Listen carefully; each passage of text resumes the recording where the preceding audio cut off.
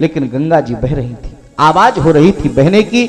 और महाराज ध्रुव को ध्यान नहीं लग रहा था। ध्रुव ने सोचा कि चलो अंदर जाएंगे, जंगल में आसन लगाएंगे और ऐसा भगवत भक्त किनारा छोड़कर चला जाए, गंगा जी को पसंद नहीं। कहा, अरे भक्तराज, आप जैसे संतों भक्तों महापुरुषों के कारण तो मेरी महिमा है, आप ना जाइए मेरे इस किनारे को छोड़ करके।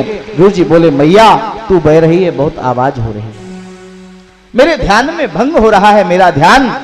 तब गंगा जी ने कहा कि अरे भक्तराज, यदि ऐसा ही है तो मैं आवाज नहीं करूंगी, लेकिन आप यहीं बैठे हुए ध्यान करिए। और गंगा जी वहां से शांत बह रही, जरा भी आवाज नहीं कर रही, क्योंकि वहां ध्रुव जी की तपः स्थली है।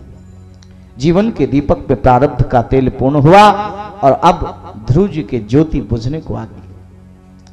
इस जीवन की ज्योति में प्रारब्ध का तेल जब पूर्ण होने लगता है तो ये जीवन ज्योति बुझने के कगार पर आ जाती है। और महाराज विमान आया, प्रभु के पार्षदों को वंदन किया, विमान में बैठे ध्रुव जी और बैकुंठ की ओर चले गए और ध्रुव तारा के नाम से अमर हो गए। और महाराज 11वें अध्याय में काम प्रकरण सुनाया है महाराज ने, श्री सूत जी महाराज ने। ध्रुव के वंश में आगे चलकर के अंग नाम का भगवत भक्त राजा हुआ। अंग को बेन नाम का दुष्ट पुत्र हुआ, भगवत भक्त राजा को पुत्र हुआ, वो भी दुष्ट। कभी कभी ऐसा देखने में आता है, हम संसार में माता पिता तो सज्जन होते हैं लेकिन पुत्र दुष्ट होता है। और महाराज क्यों? क्योंकि भोगांश गलत होता है।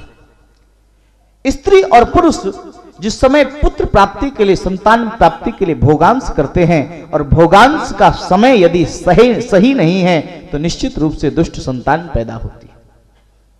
इसलिए भारतीय ज्योतिष, इंडियन एस्ट्रोलॉजी और भारतीय वैदिक सनातन परंपरा भोगांश का भी समय निश्चित करते हैं। किस समय भोग करना चाहिए, किस समय संतान प्राप्ति की इच्छा रखनी चाहिए और किस समय नहीं रखनी चाहिए। और महाराज इसलिए अंग राजा ने सोचा कि दुष्ट बेटा है, इसलिए भगवान की कृपा मुझ पर हुई है। क्यों? क्योंकि बेटे पर मेरा मोह नहीं होगा। एक रात राजा अंग किसी को बिना कुछ बताए चले गए वन में हरिभजन करने के लिए। और यहां राज्य में जब राजा नहीं था तो लोग उद्दंड होने लगे। उन्होंने बड़ा उपद्रव किया। समाज में कई उद्दंड होते हैं जो बिना दंड के सीधे ही नहीं होते। जो दंड को स्वीकार नहीं करता उसी को कहते हैं उद्दंड। और महाराज धर्म को नहीं मानते और दंड देने वाला दंडधारी राजा होना चाहिए, शासक होना चाहिए। तो महाराज क्या हुआ? लेकिन बेन जो था वो बड़ा नास्तिक था। बेन को राजा बनाया गया लेकिन बेन बड़ा नास्तिक था। कोई भगवान नहीं, यज्ञ बंद करो, पूजा बंद करो, राजा ही भगवान होता है। और राज सत्ता ही जब अपने आप को पुजवाने लग जाए तो समझो कि विनाश संभव है। अपनी पूजा करवाने लगा, कोई राजा नहीं है। और महाराज इस प्रकार से जब धर्म को नष्ट करने लगा और अपनी पूजा करवाने लगा, बेन ने कहा कि कोई भगवान नहीं, मैं ही ईश्वर हूं। ऋषियों ने समझाया संविधान दो प्रकार के होते हैं, एक राज्य का संविधान होता है, एक धर्म का संविधान होता है। धर्म का संविधान तो यह कहता है कि परमात्मा है, और जहां धर्म के संविधान में लोगों की आस्था नहीं होगी उस राष्ट्र में, राज्य के संविधान में भी लोगों की आस्था नहीं होगी। यही कारण है कि आज हमारे राष्ट्र के संविधान में हमारी आस्था नहीं रहेगी। हमारे देश में भ्रष्टाचार को हमने कितनी तेजी से स्वीकार कर लिया, हमारे वो सिस्टम का अंग बन गया। भ्रष्ट व्यवस्थाएं, भ्रष्ट शासन व्यवस्था को हमने स्वीकार कर लिया है क्योंकि हम अपना कार्य जल्दी करवाना चाहते हैं। और महाराज ऋषियों ने समझाया, बेन नहीं माना तो ऋषियों ने हुंकार भरी। ऋषियों की हुंकार से, ब्राह्मणों की हुंकार से बेन मर गया। और ऐसा दुष्ट राजा जब आता है तब संसार के, राष्ट्र के शुभ चिंतक जो होते हैं, कौन? संत। और जब ऐसी शासन व्यवस्था के खिलाफ हुंकार भरते हैं तो ऐसी शासन व्यवस्था का पतन हो जाता है। यही संकेत है। और महाराज उखाड़ फेंका राज्य ऋषियों ने, हुंकार भरी तो बेन मर गया। और महाराज प्रजा के हुम को, प्रजा के मैं को, अस्मिता को जागृत करते हैं ऋषि। राष्ट्र की चेतना को जागृत करने का कार्य करता है संत। और महाराज प्रजा की शक्ति जागृत होती है, ऐसे शासक को उखाड़ फेंकती है। और कुछ दिनों पहले हमारे देश में भी अन्ना जैसे संत ने जब हुंकार भरी, रामदेव जैसे संत ने जब हुंकार भरी, तो शासन व्यवस्था उखड़ी तो नहीं, लेकिन उसकी नींव हिल जरूर गई। और यह संकेत है कि आने वाले समय में बिल्कुल उखड़ जाएगी। 2014 के बाद ऐसी संभावना नहीं लगती कि यह शासन व्यवस्था दोबारा आए। तो महाराज आज बेन को संतों ने मार दिया। बेन मारा गया, अपने पाप से मरना पड़ा है, क्योंकि जब शरीर का एक संग सड़ने लगता है तो उसको काट के फेंक दिया जाता है। समाज में सड़े हुए अंगों को बाहर निकाल दिया जाता है, ऐसे लोगों को सत्ता से बाहर खींच के बाहर फेंक दिया जाता है।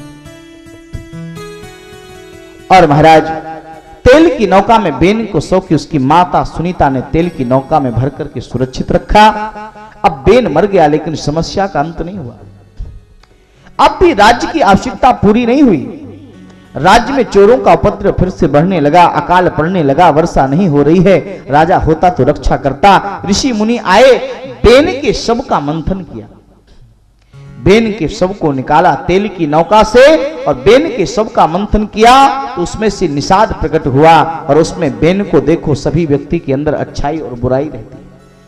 अच्छाई का जो गुण था वो प्रकट हो गया। और महाराज अच्छाई का जब गुण प्रकट हुआ, और देखो भाई ऋषियों ने वाम अंग का जब मंथन किया तो वामपंथी विचारधारा के लोग पैदा हो गए, कम्युनिस्ट विचारधारा। बेन के बाएं अंग का मंथन किया तो वामपंथी विचारधारा के लोग उत्पन्न हो गए, जो ईश्वर का खंडन करने लगे और कहने लगे ईश्वर है ही नहीं। लोग कहते ना कार्ल मार्क्स ने वामपंथ का जनन किया था, नहीं नहीं। राजा बेन के शरीर का जब ऋषियों ने मंथन किया तो बाएं भाग का मंथन किया तो वामपंथी विचारधारा के लोग पैदा होने लगे। और महाराज लेकिन दक्षिण भुजा का मंथन क्यों नहीं किया, वाम भुजा का क्यों नहीं? तो इस संदर्भ में जवाब दिया कि दक्षिण पंथी शासक चाहिए, वामपंथी शासक नहीं। ऋषियों ने कहा जल्दी से दक्षिण अंग का, दक्षिण भुजा का मंथन किया जाए और दक्षिण पंथी शासन व्यवस्था, दक्षिण पंथी लोग उत्पन्न हुए। इसलिए वामपंथी विचारधारा का शासन ठीक नहीं। और महाराज तब स्वयं हरि पधारे, किस रूप में? बोले पृथु के रूप में। बोलिए पृथु भगवान की। राजा का धर्म क्या है ये संसार को बताने के लिए भगवान पृथु बन के आए। साथ में लक्ष्मी के अंश रूप में अर्ची महारानी आई हैं और राजा के रूप में ही प्राकट है। राजा चाहिए था शासन के लिए। और महाराज इस प्रकार से पृथु ने राज्य किया। सारी पृथु जैसे ही जन्म लिया पृथु ने, तो सारे लोग कहने लगे जय हो जय हो, पृथु महाराज की जय हो। पृथु ने कहा बन, अभी मैंने ऐसा कोई कार्य नहीं किया है जिससे आप मेरी जय जयकार करें, और राजा को ऐसा ही होना चाहिए। मुख्यमंत्री ने शपथ ग्रहण की कि चमचे चिल्लाने लगे, इनके जैसा कोई है ही नहीं। मुख्यमंत्री को चाहिए कि तुरंत प्रशंसकों का मुंह बंद करे, ऐसे शासक को चाहिए प्रशंसकों का मुंह तुरंत बंद करे। मैंने अभी तक ऐसा कोई कार्य नहीं किया है कि आप मेरी प्रशंसा करें, इसलिए चुप। महाराज पृथु ने प्रशंसकों को चुप करा दिया, ये राजा का धर्म है। और महाराज इसलिए प्रशंसकों को शांत करा दिया है। और प्रशंसकों को शांत कराने के बाद इस प्रकार से यज्ञ कराया पृथु ने कि यज्ञ जो बंद पड़े थे समाज में, यज्ञों को तुरंत प्रारंभ किया। वस्त्रहीनों को वस्त्र मिला, विद्या दान करने को वालों को विद्या मिली। पृथ्वी पृथु के राज्य में अपने आप ही अन्न और रत्न देने लगी। जब योग्य शासन व्यवस्था होती है और समान संविधान समाज में लागू होता है, ना कहीं आरक्षण होता है ना कहीं रक्षण होता है, तब इस ऐसी योग शासन व्यवस्था में समाज के सभी वर्ग प्रसन्न होते हैं और पृथ्वी अपने आप रत्न उगाने लगती है। और महाराज अब इसके बाद पुरंजन उपाख्यान सुनाया, ब्रह्म की उपासना बताई, प्रचेताओं के बारे में प्राचीन बरही के पुत्र 10 प्रचेता हैं उनकी कथा को सुनाया और इसके पश्चात पंचम स्कंद में रहुगण की कथा को सुनाया। और एक सांवरिया प्यारे रे, सांवरिया प्यारे रे, जरा प्रेम से दोनों हाथ उठा के जयकार लगाएंगे सभी लोग। बोलिए बांके बिहारी लाल की। ओ सांवरिया प्यारे रे, सांवरिया प्यारे रे, सांवरिया प्यारे रे, सांवरिया प्यारे रे, मेरा दिल तुम पे आया मुरलिया वाले रे, मेरा दिल तुम पे कुर्बान मुरलिया वाले रे। सांवरिया प्यारे रे, सांवरिया प्यारे रे, सांवरिया प्यारे रे, सांवरिया प्यारे रे। जितने लोगों का दिल अपने कन्हैया के लिए कुर्बान है वो दोनों हाथ एकदम ऊपर करेंगे। कंजूसी नहीं होनी चाहिए। ये 7 दिन बड़े सौभाग्य से मिले हैं और इनके कहना है सांवरिया प्यारे रे, सांवरिया प्यारे रे, सांवरिया प्यारे रे, सांवरिया प्यारे रे। ओ मेरा दिल तुझ पे कुर्बान मुरलिया वाले रे, मेरा दिल तुझ पे कुर्बान मुरलिया वाले रे।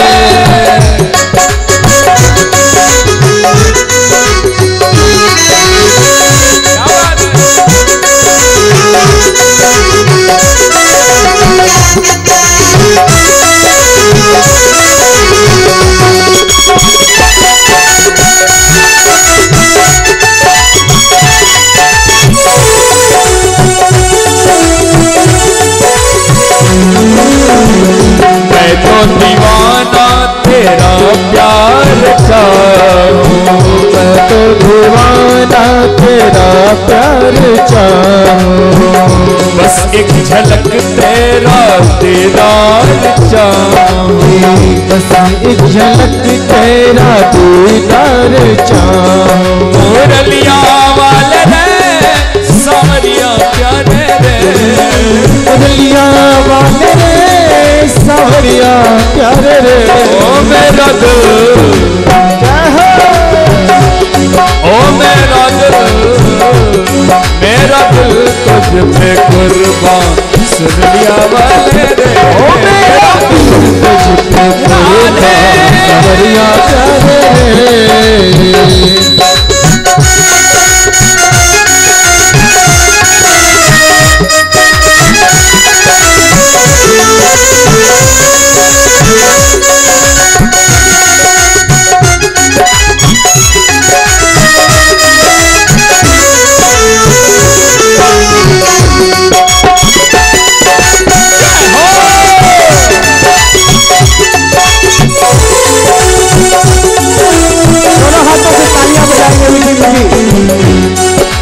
बांके बिहारी के जय जय जय, बांके बिहारी के जय जय जय, बोल रसिक बिहारी के जय जय जय, रसिक बिहारी के जय जय जय।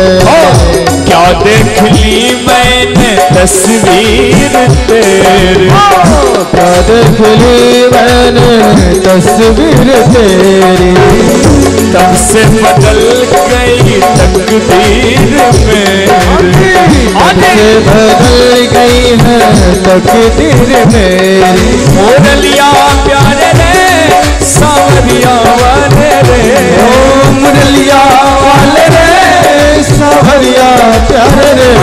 तेरे बिन है ना जीना सांवरिया प्यारे रे, तेरे बिन है तेरा सांवरिया, सांवरिया, ओ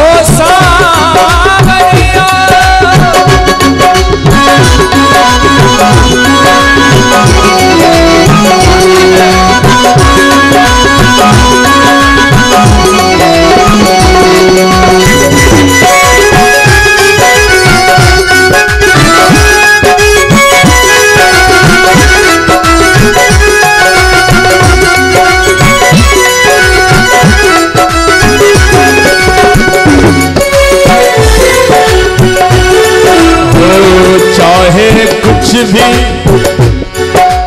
बोलिए वाके बिहारी लाल की। कल हमारे कन्हैया का जन्म है।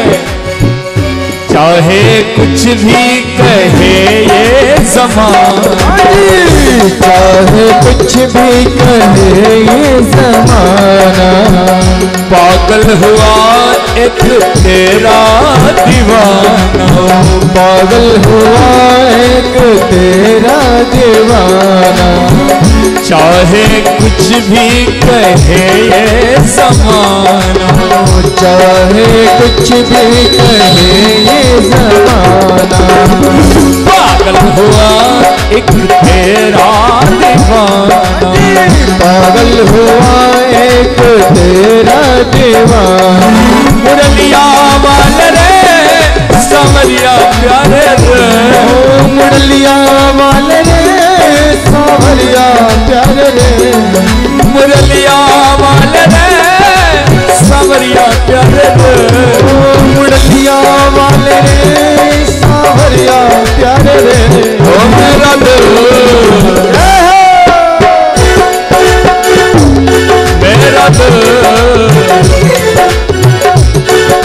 मपदाने पा मपगमरे साने सा, मपदाने पा मपगमरे साने सा, मपदाने पा मपगम, मपदाने पा मपगम, मपदाने पा मपगम। ओ मेरा दिल तुझ पे कुर्बान मुरलिया वाले रे, ओ मेरा दिल तुझ पे कुर्बान मुरलिया वाले रे, मेरा दिल तुझ पे कुर्बान मुरलिया वाले रे, मेरा दिल तुझ पे कुर्बान सावरिया मुरलिया वाले रे, सावरिया वाले ओ मेरे सावरे सरकार तुझ पे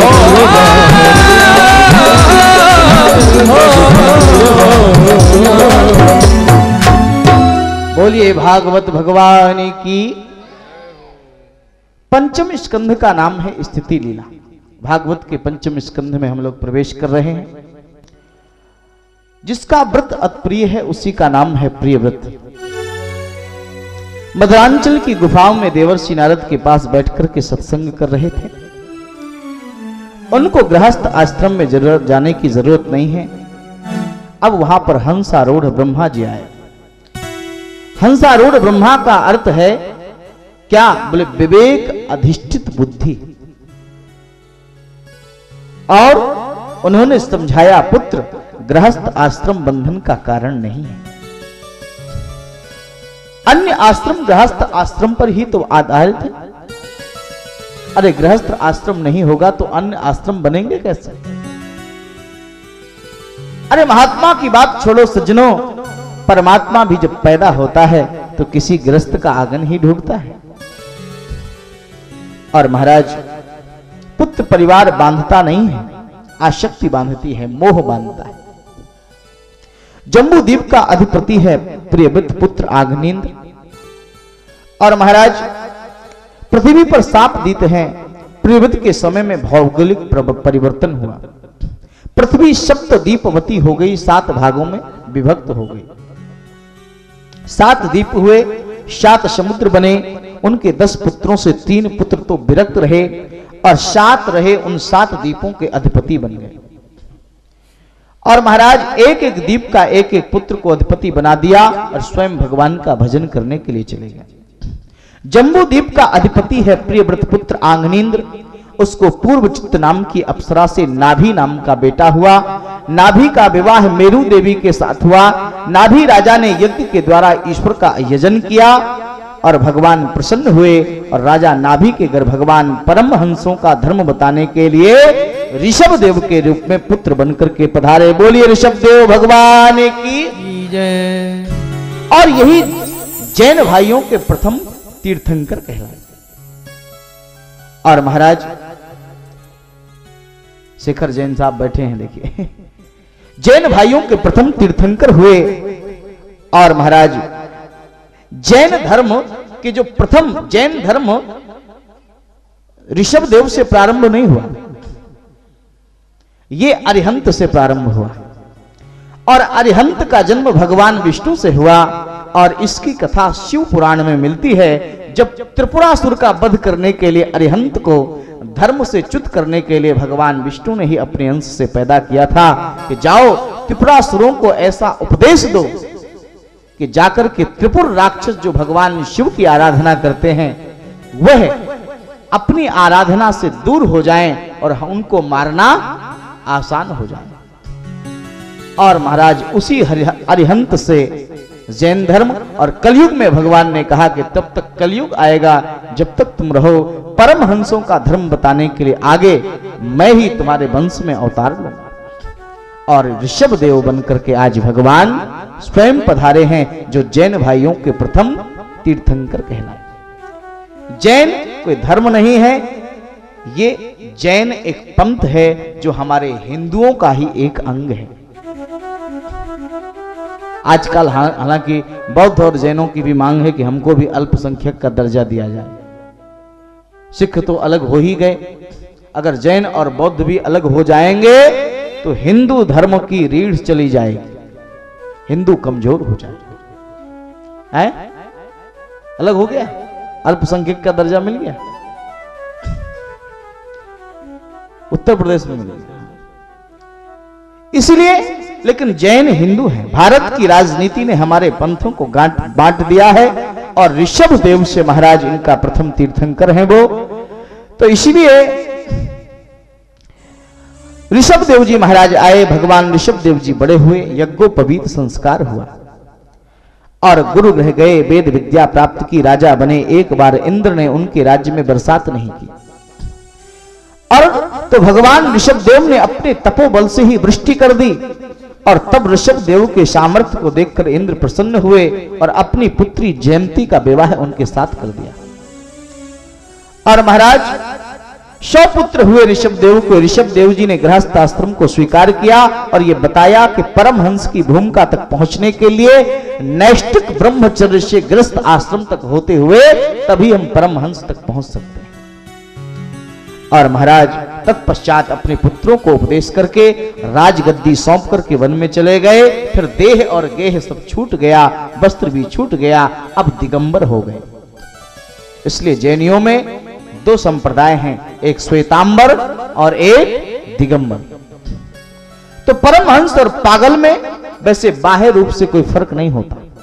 पागल और परमहंस एक जैसे दिखाई देते हैं। स्वामी राम से किसी ने कहा कि तुम पागल हो, स्वामी राम तीर्थ, उनसे किसी ने कहा कि तुम पागल हो, क्या राम राम करते रहते हो, मुझ में राम, मेरा राम, तुझ में राम। स्वामी राम ने कहा इन्हीं बिगड़े दिमागों में भरे अमृत के लक्ष्य हैं और हमें पागल ही रहने दो, हम तो पागल ही अच्छे हैं।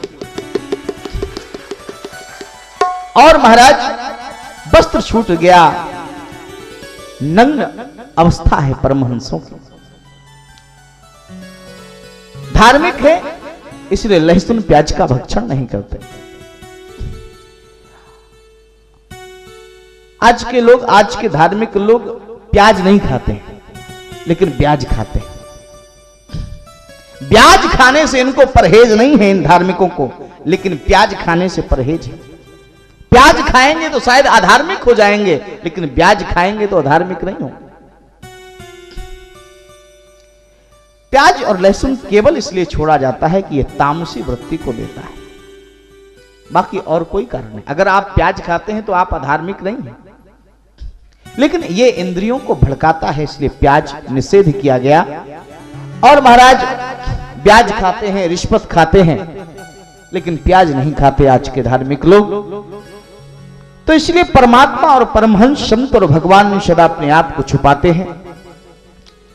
परमहंस का धर्म क्या है यह बताकर ऋषभ देव जी भगवान स्वधाम पधारे। ऋषभ देव के 100 पुत्रों में से 81 पुत्र कर्मकांडी ब्राह्मण हुए। जैन साहब 81 पुत्र कर्मकांडी ब्राह्मण हुए और 9 योगेश्वर हुए। अन्य भाइयों को 10 दिशाओं का राज्य सौंपा और सबसे बड़े हैं भरत, वह चक्रवर्ती राजा बने। उन्होंने राज्य किया।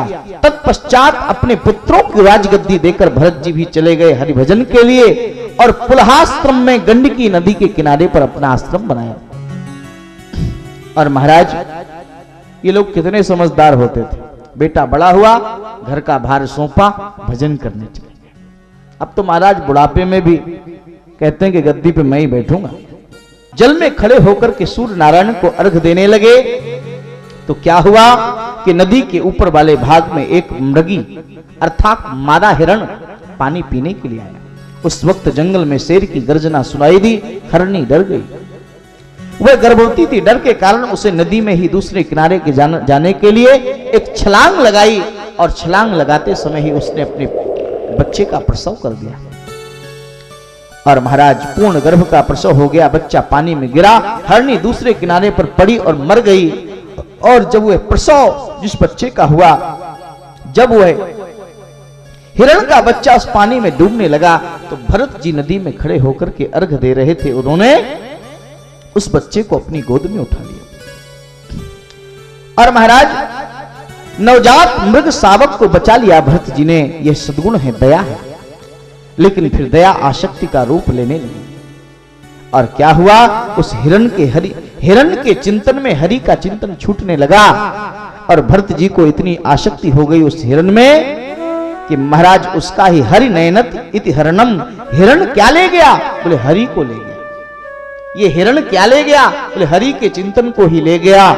और महाराज कितना सुंदर था, जब मैं तप करता था तब मेरी गोद में आकर के बैठ जाता था, खड़ा हो गया शेर फाड़ करके उसे खा जाएगा, ये चिंता रहती।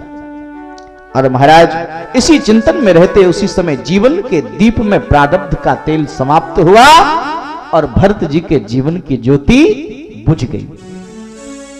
अंते यामती सागति, अंत में मृत्यु के समय जो आप चिंतन करते हैं आप वही बनते हैं। और महाराज यही हुआ।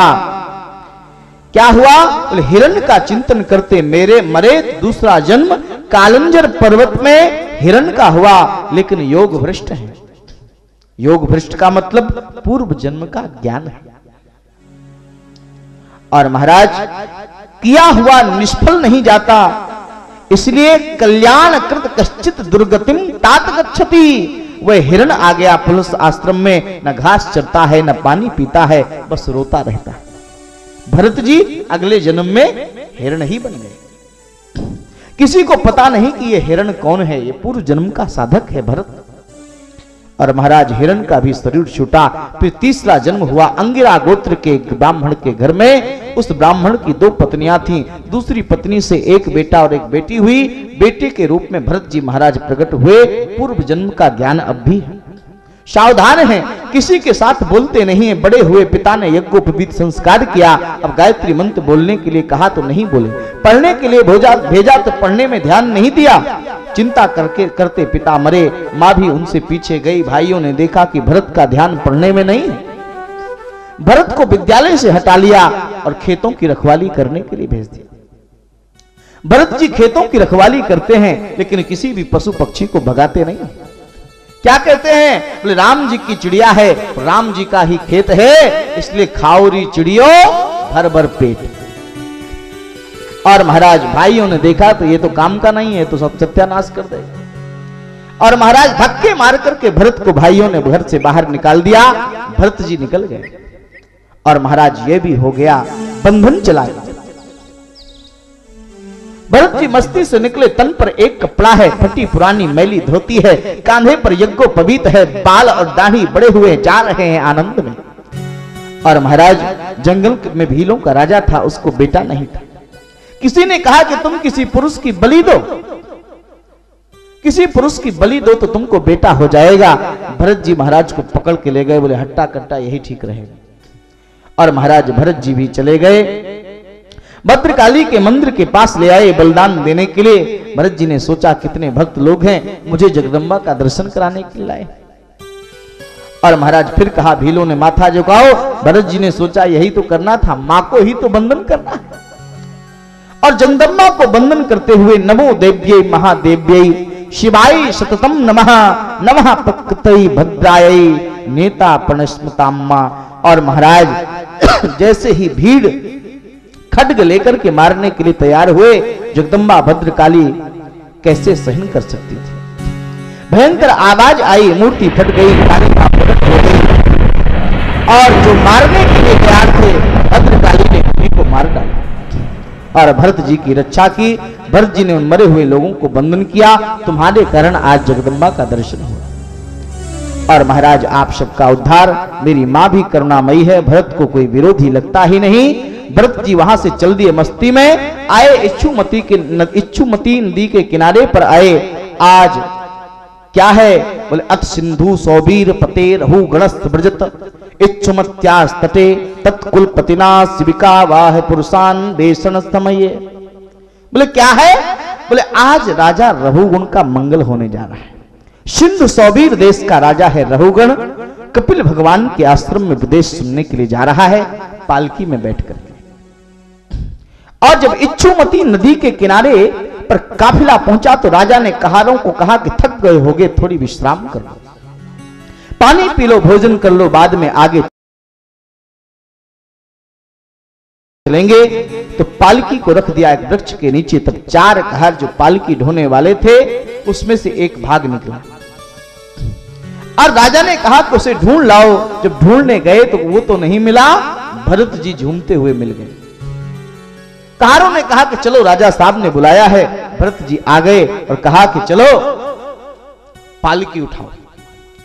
और द्विज श्रेष्ठ भरत जी भाग्य योग से वहीं से मिले, पालकी रखी अपने कांधे पर और सबके साथ अपनी मस्ती में अपने आनंद में झूमते हुए चलने लगे। रास्ते पर ध्यान है उनका कि मेरे पैरों के तले कोई चींटी भी न मर जाए। और महाराज इसलिए जैन अहिंसक होता है, कोई कीड़े मकूड़े न मर जाएं, इसलिए दृष्टिपूतम नचेत पादम वस्त्रपूतम जलम पवेत शास्त्रपूतम बदेत वाणी मनःपूतम समाचरेत। यह जंगल का रास्ता है, देखो कीड़े मकूड़े न कुचल जाएं, 1 बार 2 बार जन्म लेना पड़े, अब की बार भूल नहीं करूंगा मैं। और तो भरत जी कूदे तो पूरी पालकी हिल गई। चींटी आई तो भरत जी कूदे तो पूरी पालकी हिल गई और राजा रहुगण उछल पड़ा और पालकी के ऊपर का डंडा रहुगण की खोपड़ी में लगा। रहुगण ने कहा कि रे ये कहार कैसे चलते हो? कहारों ने कहा कि महाराज हम तो ठीक चल रहे हैं, ये नया जो आया है यही गड़बड़ कर रहा है। अच्छा। और महाराज तो भरत जी कूदे तो पूरी पालकी हो गई, हिल गई। अंदर राजा था, उनको गुस्सा आया। पुरुषान नभिवहत आह दे मोढ़ारा शाद्वति कमत किमत विषम मुह्यते यानमिति। महाराज हमारा इसमें दोष नहीं है, फिर ये जो नया नया चौथा नृत्य हुआ है ये कूद रहा है। राजा ने कहा भाई चौधे सीधी तरह चलो। फिर देखा कीड़े मकोड़े तो पुनः कूदे, तो अथ पुनः श्वसिविकायाम विषम गतायाम प्रकुपित उवाच रहुगणा किमल दमरे तुम जीवान मृतो माम कदर्थीकृत। क्या हुआ बोले मेरी आज्ञा का उल्लंघन करते हो। 5म स्कंद गद्य है और इसलिए मैं राजा हूं। रहुगण ने कहा कि मैं दंड देने वाला हूं, अभी तेरी चिकित्सा करता हूं। अभिमान में आकर के जब रहुगण ऐसा बोलने लगा तो भरत जी हंस दिए। भरत जी हंसने लगे, क्यों? इसको पता नहीं कि ये छोटा सा सिंधु सौबीर का राजा है और ऐसा अभिमान कर रहा है कि मैं ही राजा हूं। इसको पता नहीं कि शरीर में रहने वाला तो एक दिन चक्रवर्ती सम्राट था। भरत जी ने कहा मैं भी तो राजा था। और भरत जो आज शरीर में तेरी पालकी को ढो रहा है। और महाराज अब भरत जी ने सोचा कि रजोगुण के कारण क्रोध है इसमें, लेकिन इसका पतन होगा तो लोग कहेंगे कि जिसके भार को स्वयं भरत जैसे संत ने उठाया, भरत जैसे परमहंस ने उठाया, उस राजा का भी पतन हुआ, इसलिए इसको उपदेश देना चाहिए। और महाराज संत जिसका भार अपने कांधे पर स्वीकार कर लेते हैं फिर उसका पतन नहीं होने देते। और महाराज आज कहा भरत जी की संत की करुणा है, भरत जी ने उपदेश देना शुरू किया, राजन तू दंड देने वाला है और हम दंडनीय हैं। और ये सब माया के फंदे हैं, कौन दंड देने वाला कौन दंडनीय? शरीर का मोटापन, शरीर का दुबलापन यह शरीर का धर्म है राजन, आत्मा का नहीं। यह शरीर नहीं हूं मैं तो शुद्ध बुद्ध नित्य मुक्त आत्मा हूं। सोचा राजा ने ये कोई साधारण ब्राह्मण नहीं हो सकता। इनको सदाचारहीन ब्राह्मण समझ के मैंने मेरे सैनिक पकड़ के ले आए हैं। ये तो परमहंस की दशा को प्राप्त कोई दुज श्रेष्ठ ब्राह्मण है। राजा सत्संगी तो था ही, क्योंकि सत्संग करने के लिए ही भगवान कपिल के आश्रम में जा रहा था। अभिमान को छोड़ करके हाथ जोड़ करके बोला, क्या कहता है? कस्तम निगूढ़ चरस द्विजानाम विभर्षि सूत्रम कतमो अवधूतः कस्यासि कुत्रत्यापि कस्मात् क्षेमायनश्चेदसिनोत शुक्लः। महाराज, अवधूत के वेश में आप कौन हैं? दत्त भगवान तो नहीं हैं, अथवा जिनके आश्रम में मैं जा रहा हूं वो कपिल भगवान तो आप नहीं हैं। इस रूप में आप मेरी परीक्षा लेने के लिए आए हो? आप कौन हैं महाराज? मैंने अज्ञान के वश आपका अपमान किया है, मुझे क्षमा करें। भरत जी ने कहा, ना हम विशंकेश्वर राजवज्रान त्रैछुलान यमस्व दंडात। मैं ना मैं डरता हूं इंद्र के वज्र से। राजा ने कहा कि ना मैं डरता हूं इंद्र के वज्र से, न यम के दंड से, न शिव के त्रिशूल से। मैं तो केवल डरता हूं संतों के श्राप से और ब्राह्मणों के श्राप से। और महाराज, तब भरत जी बोले कि राजन, मैं भी तुझे यही पूछता हूं कि तू कौन है? राजन, तू राजा रघुगण नहीं है। तू भी इस जंगल में भटक गया है और मैं भी इस जंगल में भटक गया। तुझे भी ये पता नहीं कि तू कौन है। इस माया के जंगल में तू इतना भटका हुआ है कि अपने आप को रघुगण समझ रहा है। तू रघुगण नहीं है और मैं भी भरत नहीं हूं। ये नाम तो संसार के द्वारा दिया हुआ है। हम दोनों ही नित्य शुद्ध बुद्ध चेतन परमात्मा है। हम साक्षात आत्माएं। और महाराज, इसलिए राजा रघुगुण का उद्धार किया। 28 प्रकार के नरकों की चर्चा की है महर्षि वेदव्यास ने। और इसके बाद पंचम स्कंध पूर्ण हुआ।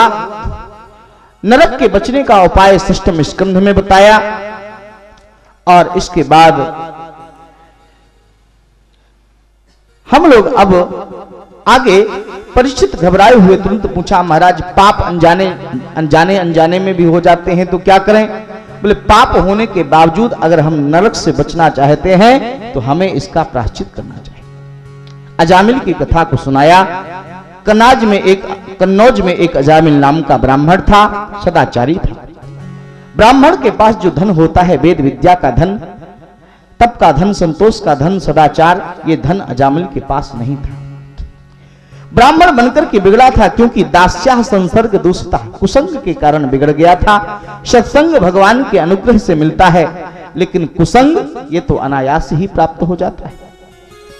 और महाराज, अजामिल चोरी करता, वैश्यावृत्ति करता। और महाराज, एक गणिका को लाकर के घर में रख लिया, चोरी करके लाता और परिवार का पोषण करता। एक दिन अजामिल के घर में संतों की टोली निकल रही थी। गांव से संत निकल रहे थे। संतों ने पूछा कि महाराज, इस गांव में वैष्णव भक्तों का घर कहां है? कोई वैष्णव भक्त हो जहां पर भोजन मिले। लोगों ने कौतूहल वश मजाक के कारण अजामिल का घर बता दिया। महाराज, हमारे यहां तो एक ही भक्त है, अजामिल। अजामिल के घर में गए। अजामिल की पत्नी गणका थी। उसने संतों को कहा कि आप गलत जगह आ गए हैं। मेरे पति को अगर पता चल जाएगा तो आपके पास दान की तो बात दूर, भोजन की बात तो दूर, आपके पास जो छोटा लोटा लंगोटा है, इसको भी मेरा पति छुड़ा ले। और महाराज, संतों ने कहा कि कोई बात नहीं, आज हम तेरे घर में भोजन पाएंगे। गणिका ने कहा कि महाराज, एक तो मेरा पति पापी और दूसरी मैं वैश्या, आप मेरे हाथ का अन्न कैसे खाएंगे? राशन दे दिया। संतों ने स्वयं पकाकर के भोजन को खाया और स्वयं पकाकर के भोजन को किया। इतने में अजामिल आ गया। अजामिल ने संतों से पूछा कि कौन हो, कहां से आए हो, तुम्हें यहां पर आश्रय किसने दिया? धीरे से पत्नी बाहर निकली। क्यों चिल्ला रहे हो? मैंने इनको आश्रय दिया है। पत्नी ने कहा, तो कोई बात नहीं, पत्नी से बहुत प्रेम करता है। ठीक है, तुमने, मुझे पता नहीं था, तुमने अगर आश्रय दिया है तो कोई बात नहीं, लेकिन इन बाबा जियों के चक्कर में ज्यादा पड़ने की जरूरत नहीं, क्योंकि आजकल पति लोग यही सिखाते हैं। डिस्को चली जाना, क्लब में नाच लेना, लेकिन सत्संग में नहीं जाना।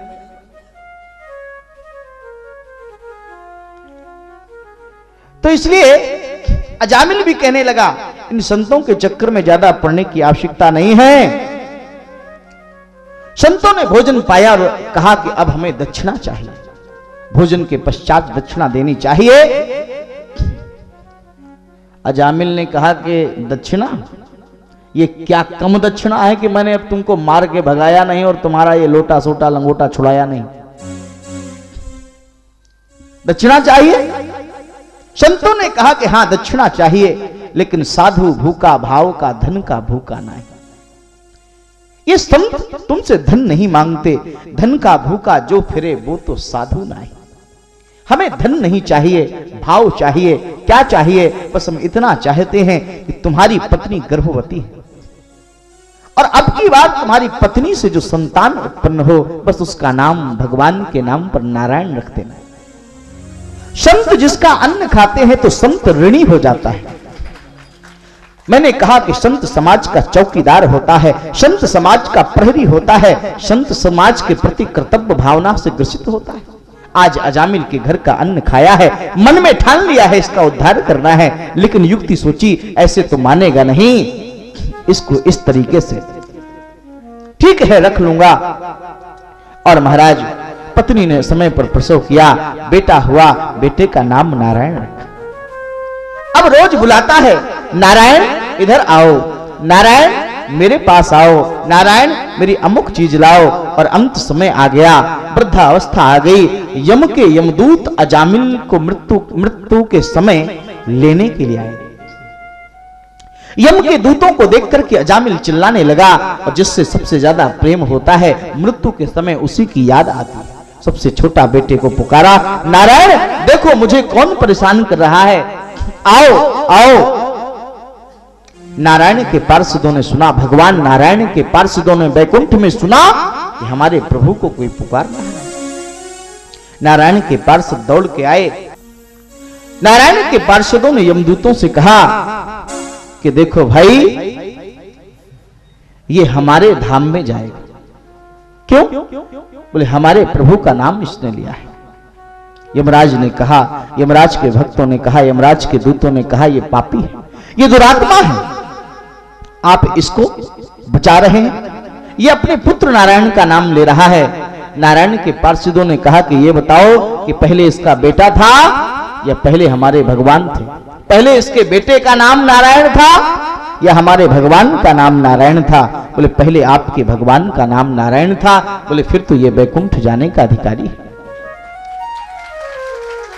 तो भाव कुभाव अनख आलस हूं, नाम जपत मंगल दिशि दस हूं। आप किसी भी तरीके से भगवान से जुड़ जाइए। और महाराज यमदूतों को भगा दिया। अजामिल, अब कुछ समय तक अजामिल की अभी उम्र शेष थी, अब तो नारायण का भजन करने लगा।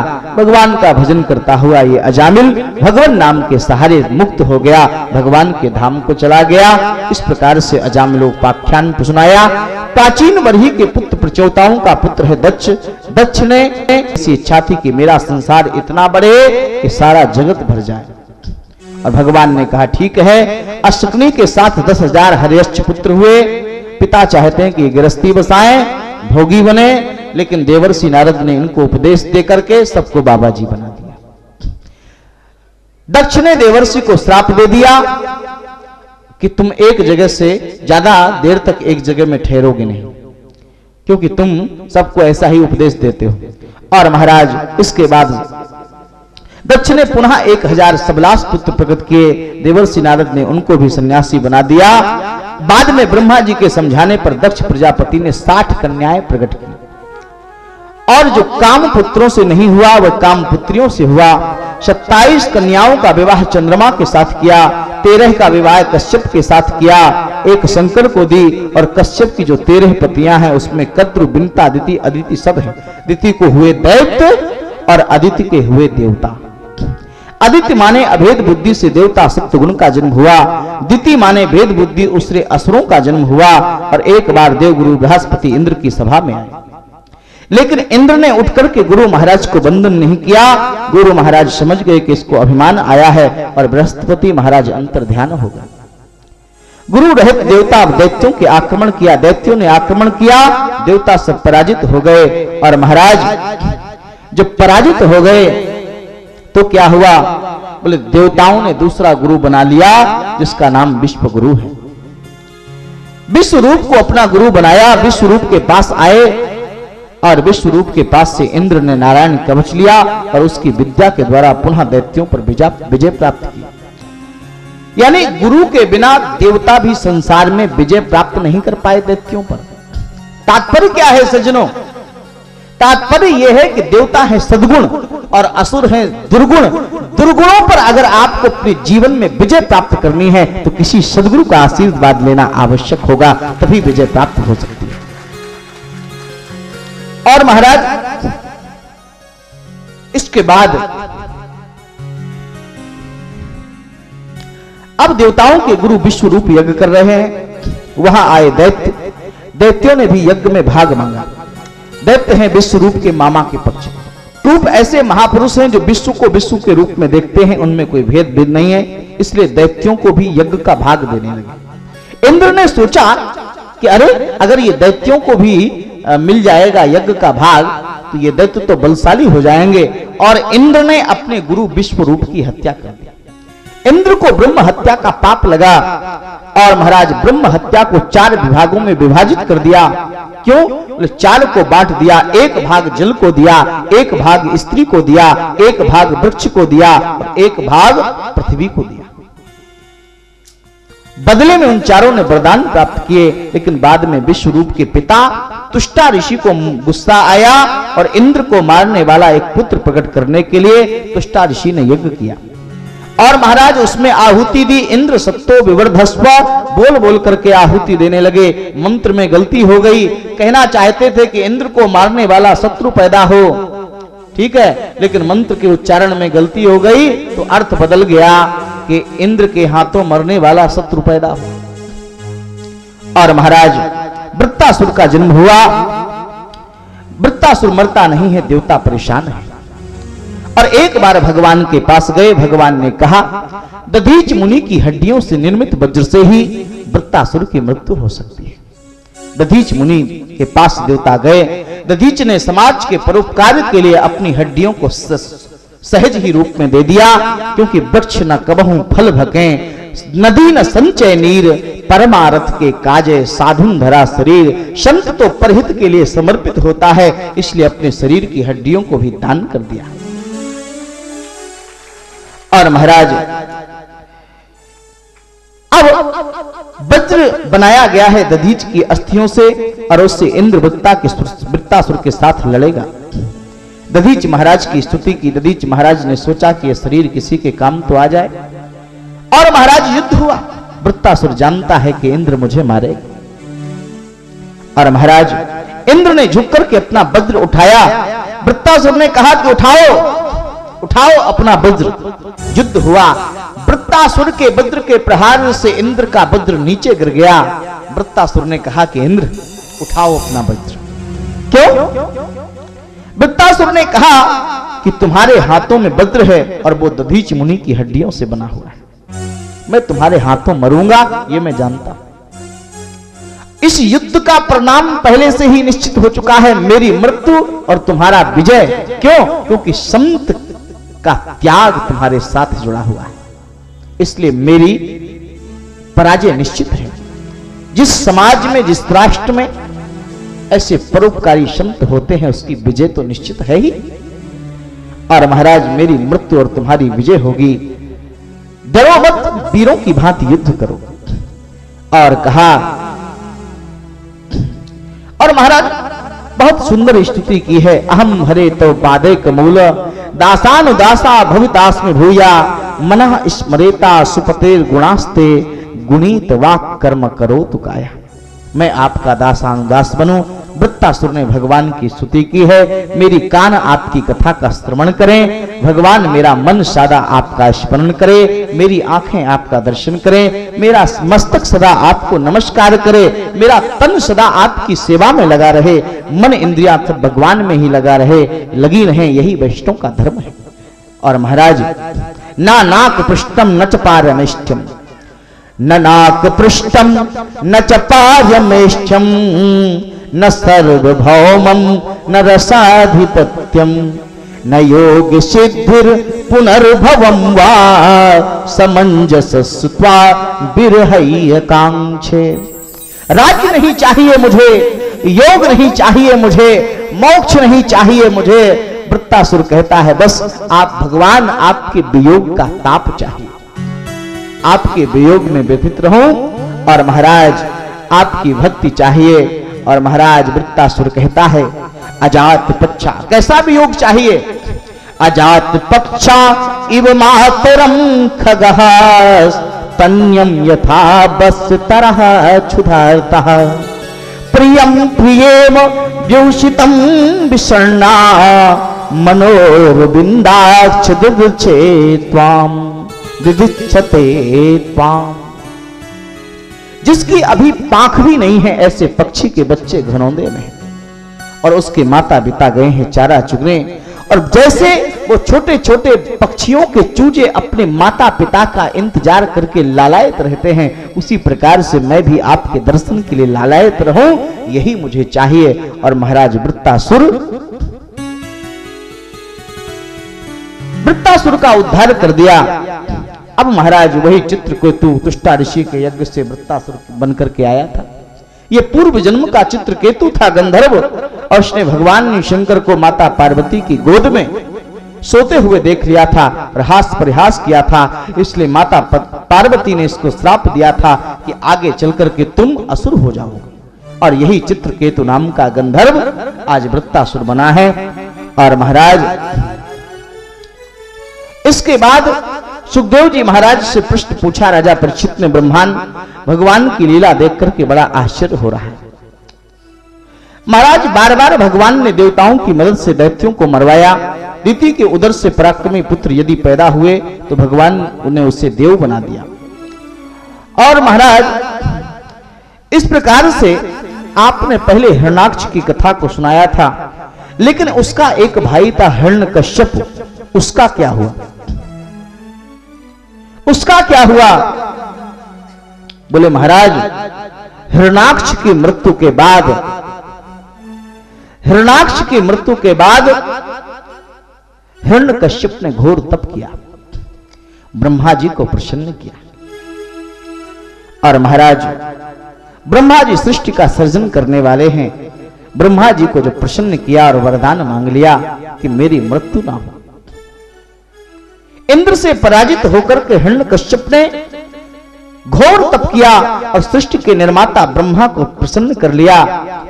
और अब महाराज नरसिंह भगवान की झांकी को देखने के बाद हम लोग कथा को विश्राम देंगे। प्रहलाद जी का दिव्य चरित्र थोड़े ही शब्दों में सुनते हैं। इंद्र से पराजित होकर के जब उसने तपस्या की, हिरण्यकश्यप की तपस्या से श्री ब्रह्मा जी प्रसन्न हो गए। ब्रह्मा जी प्रसन्न हुए तो ब्रह्मा जी जब प्रसन्न हो गए तो कहा कि वरदान मांगो। हिरण्यकश्यप ने कहा कि मृत्यु मेरे जीवन में नहीं आए।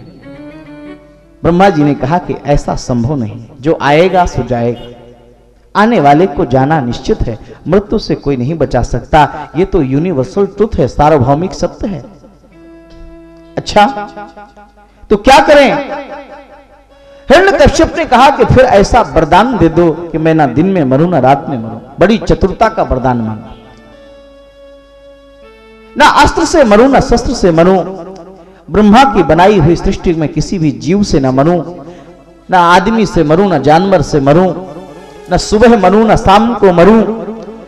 और महाराज यहां तक कि ब्रह्मा की सृष्टि में जो 13 महीने बनाए गए हैं, 12 महीने बनाए गए हैं, वर्ष के 12 महीनों में से किसी भी महीने में ना मरो। और महाराज इस प्रकार से वरदान मांग लिया और वरदान मांग करके शासन करने लगा और दैत्यों को स्वर्ग से भगा करके स्वर्ग पर अधिकार कर लिया। अब आतताई हो गया। और महाराज इधर जब हिरण्यकश्यप तपस्या करने के लिए गया था, उसी समय देवर्षि नारद इंद्र उसकी पत्नी कयाधु को लेकर के जाने लगा। देवर्षि नारद ने कहा कि इंद्र तुम उसकी पत्नी का अपहरण मत करो, उसके पेट में, उसके उदर में भगवान का एक बहुत बड़ा भक्त पल रहा है।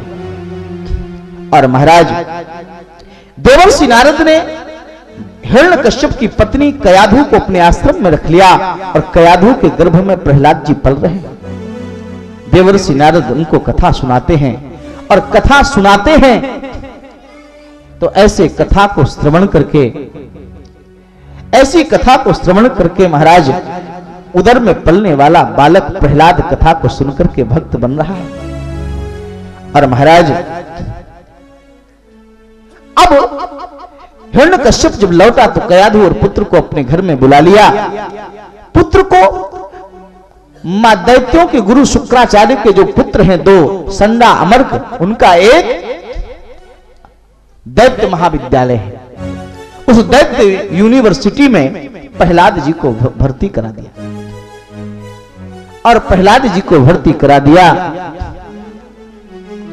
जैसे ही प्रहलाद जी को भर्ती कराया, ठीक है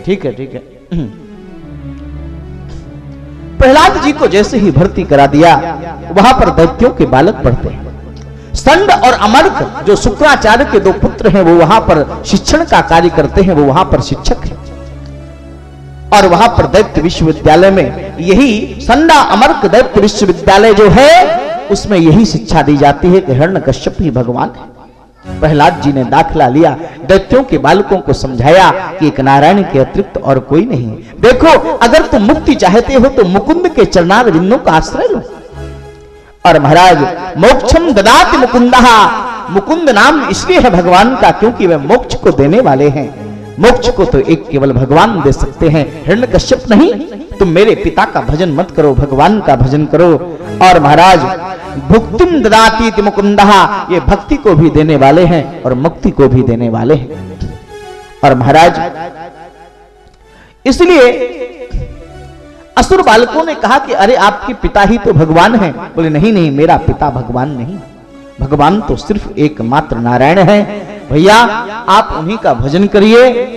और इससे अब असुर बालकों को भागवत धर्म का प्रहलाद जी उपदेश करते हैं। एक बार संड अमर्क प्रहलाद को ले आए हिरण्यकश्यप के पास। लीजिए महाराज, राजकुमार प्रहलाद तो पढ़ने में बड़े तेज हैं, हम आधा पढ़ाते हैं, ये पूरा सीख लेते हैं। हिरण्यकश्यप ने कहा, वाह, हमारे राज्य के विद्यालय में तुम्हारे जैसे योग शिक्षक, हमारा पुत्र इतना होनहार है, इसकी मेधा शक्ति इतनी तेज है। बेटा तुम्हारी ये प्रशंसा कर रहे हैं, तुमने क्या सीखा है बताओ हमको। तुम्हारे गुरुजी ने तुमको क्या बताया, तुमको जो अच्छा लगता है वो बताओ, क्या सीख करके आए हो।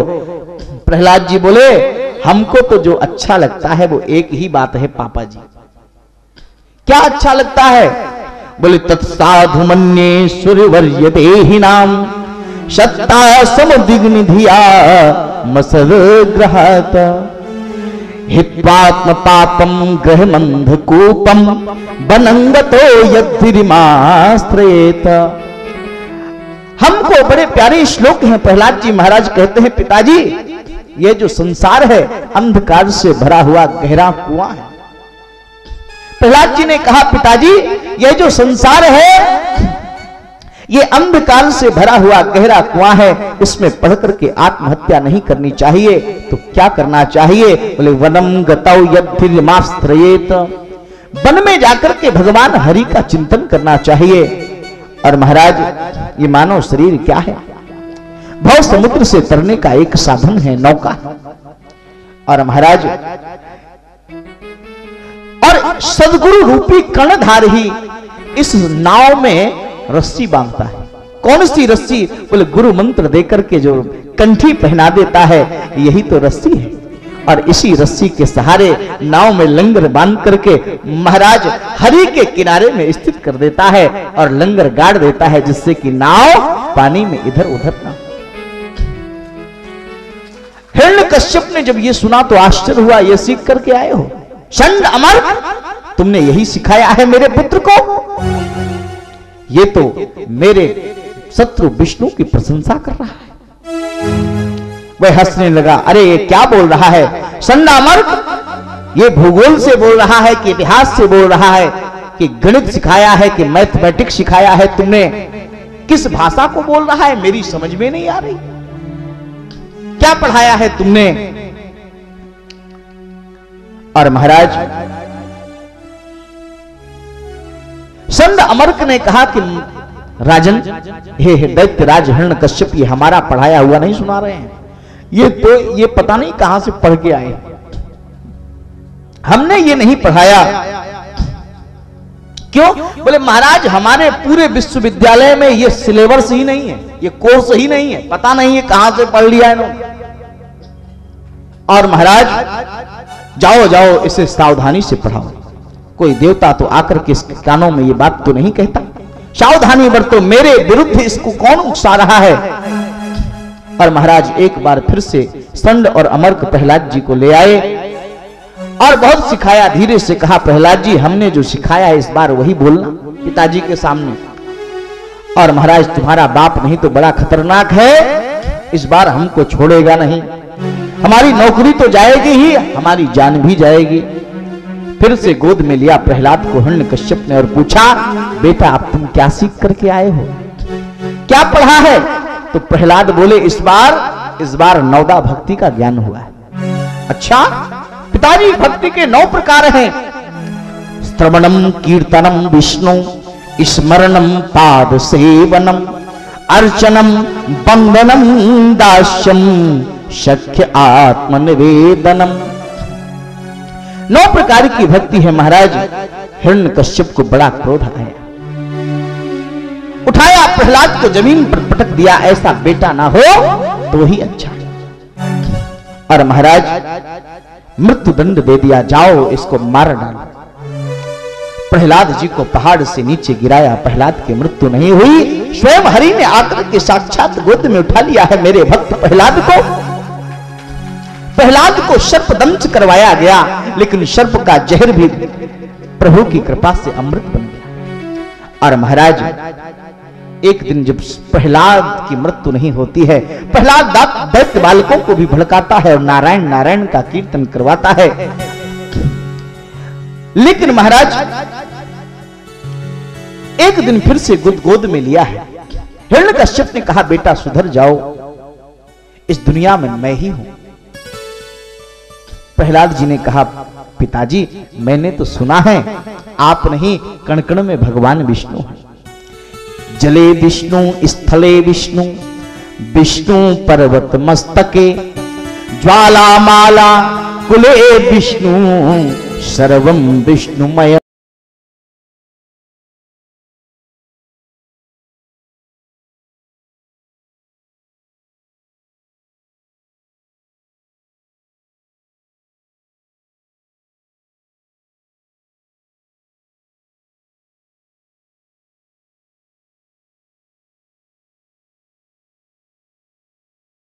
जगत कण कण में हिरण्यकश्यप प्रहलाद का तिरस्कार करता हुआ, अट्टहास करता बोला, कहां है तेरा विष्णु, कहां है तेरा विष्णु, सर्वत्र है सर्वदा है, कहां है? कहा इस खंभ में। देखिए भक्त प्रहलाद के लिए आज खंबे को बाप बनाया है भगवान ने। भगवान नारायण ने भक्त की रक्षा करने के लिए खंबे को ही बाप बना लिया है। और महाराज जैसे कहा कि इस खंभ में मेरा विष्णु है, तुरंत गदा से प्रहार किया, खंभ पट गया और आवाज बोलिए नरसिंह भगवान। बैसाख शुक्ल चतुर्दशी का समय है, सायंकाल है। और महाराज भगवान नरसिंह का प्राकट्य हो गया है। भगवान नरसिंह ने हिरण्यकश्यप को पकड़ा और पकड़ करके अपनी गोद में लिटाया है और घर की देहरी पर भगवान नरसिंह बैठ गए। हिरण्यकश्यप ने अट्टहास किया, वाह आज विष्णु बहुरूपिया बन के आया है, मेरा शत्रु आज बहुरूपिया बन के आया है। नारायण ने कहा, हिरण्यकश्यप ब्रह्मा के द्वारा दिए हुए वरदानों को याद कर ले, तूने वरदान मांगा है। हिरण्यकश्यप ने कहा कि आप मुझे नहीं मार सकते। क्यों? बोले मैंने वरदान मांगा है कि ना मैं दिन में मरूंगा ना रात में बनूंगा। हिरण्यकश्यप ने कहा, याद कर लो, ना ये दिन का समय है ना रात का समय है, इस समय सायंकाल संध्या की बेला है, आप फिर भी मुझे नहीं मार सकते। क्यों? मैंने वरदान मांगा है, ना मैं शस्त्र से मरूंगा ना अस्त्र से मरूंगा।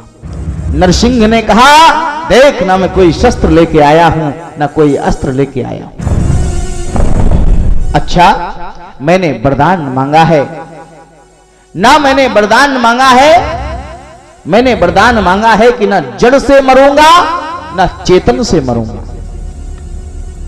प्रहलाद, नरसिंह भगवान ने कहा कि देख, मैं तुझे इन नाखूनों से फाड़ दूंगा, क्योंकि मेरे नाखून ना तो जड़ है ना ही चेतन है।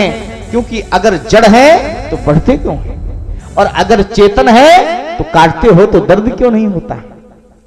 इसलिए ना ही नाखून जड़ माने गए ना चैतन्य माने गए, इसलिए मैं तुझे नाखूनों से फाड़ दूंगा।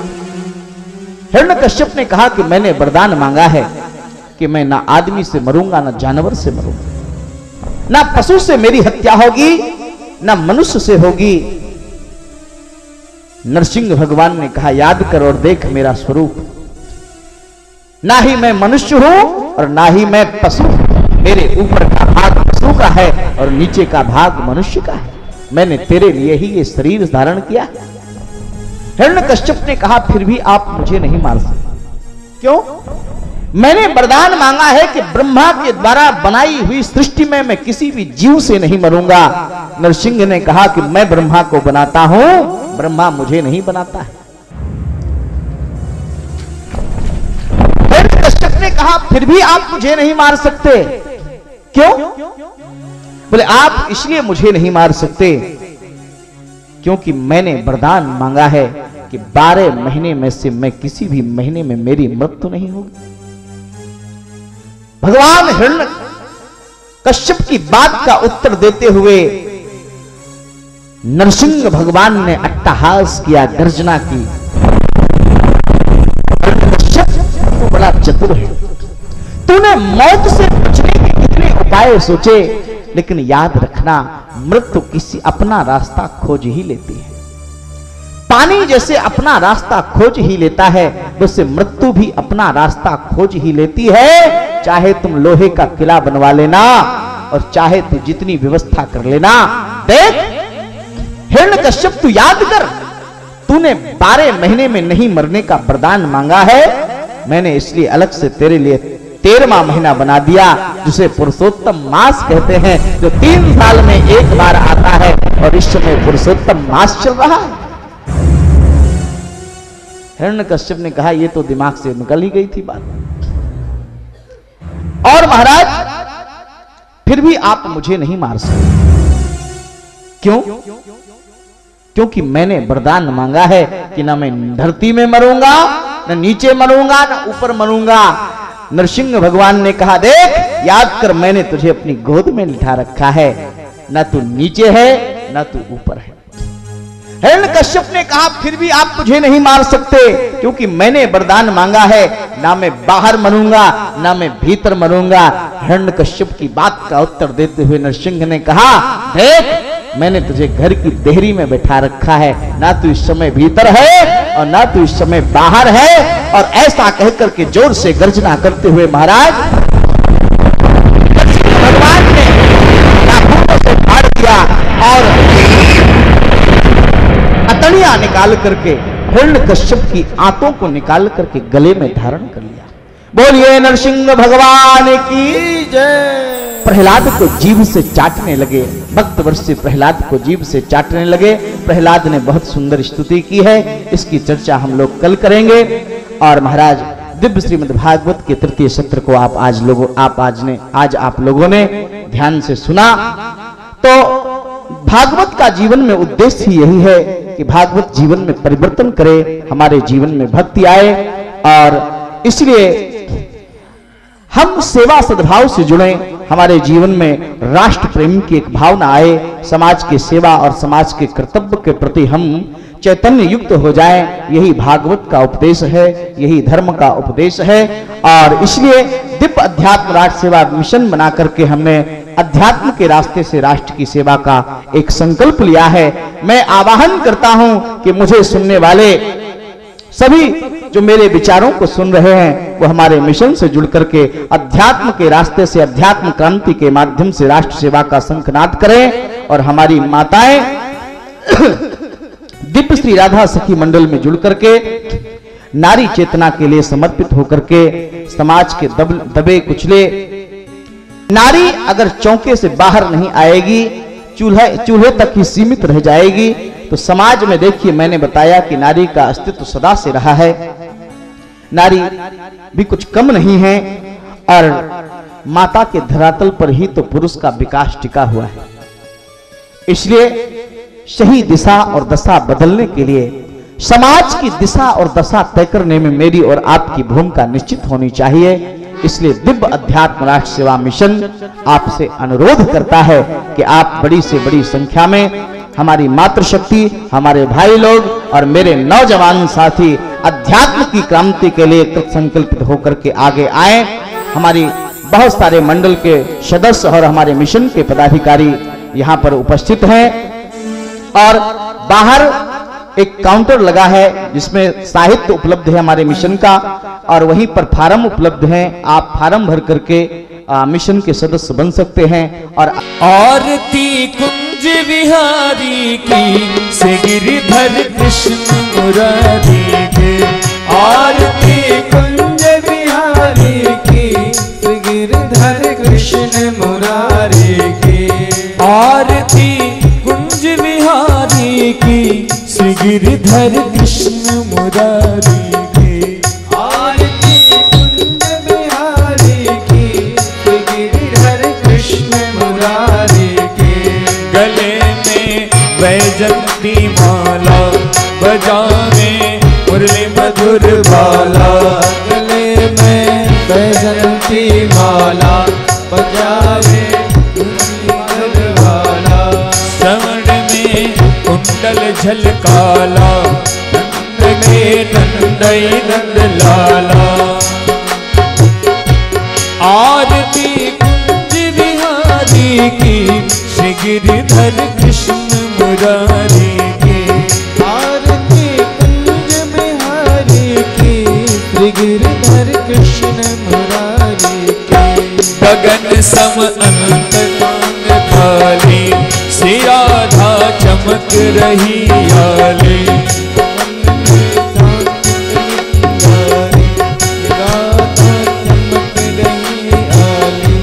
लतन में बैठे बनवारे, भंवर सम अलग धारे, बैठे बनवारे, भंवर सम अलग कस्तूरी तिलक, ललित छवि श्यामा प्यारी की, श्री गिरधर कृष्ण मुरारी की, आरती कुंज बिहारी की श्री गिरधर कृष्ण मुरारी की, कनक में मोर मुकुट विल से, देवता दर्शन को तरसे, मोर मुकुट विल के देवता दर्शन को तरसे, गगन सो सुमन बहुत बरसे, गगन सो सुमन बहुत बरसे, बजे मोहचंद और मृदंग, लाल रख गोप कुमारी की, श्री गिरधर कृष्ण मुरारी की, आरती कुंज बिहारी की श्री गिरधर कृष्ण मुरारी की, चरण सो प्रगट भई गंगा, सकल मल हरणी श्री गंगा, सो प्रगट भई गंगा, बसे शिव शीश जटा के भी सुरंग के, सब शीश जटा के बसे शिव शीश जटा के भी सुरंग के इस राधिका गौरी की, गिरधर कृष्ण मुरारी की, आरती कुंज बिहारी की श्री गिरधर कृष्ण मुरारी की, आरती कुंज बिहारी की गिरधर कृष्ण मुरारी की। बाज रही यमुना तट वेणु, बाज रहे गोल गोल वेणु, बाज रही यमुना तट वेणु, चमक रही उज्ज्वल तट रेणु, हसत मुख मन कटत यम फन, तेर सुन ले पुजारी की।